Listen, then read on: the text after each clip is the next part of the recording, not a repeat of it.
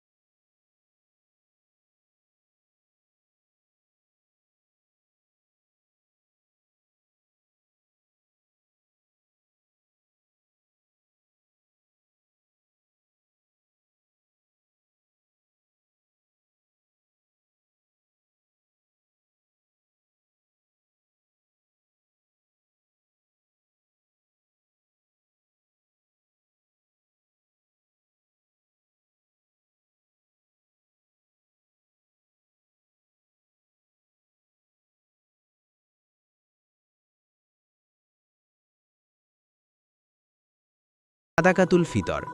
এই ঈদের অন্যতম প্রধান দিক হল ফিতরা।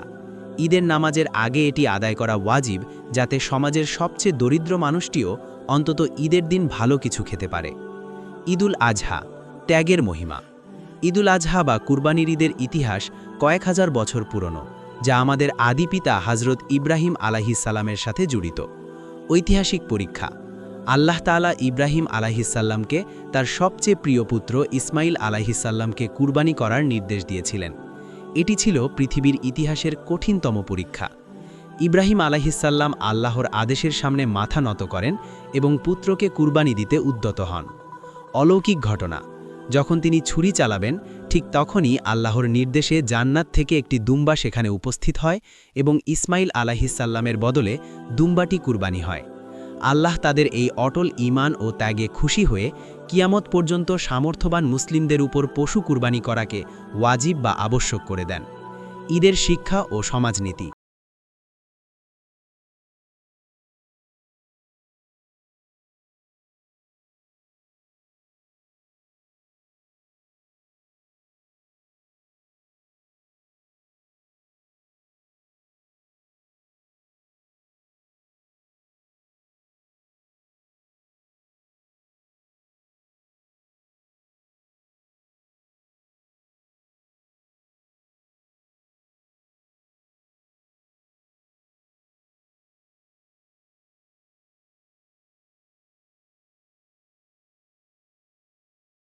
জানতে আমাদের চ্যানেলটি সাবস্ক্রাইব করে পাশেই থাকুন।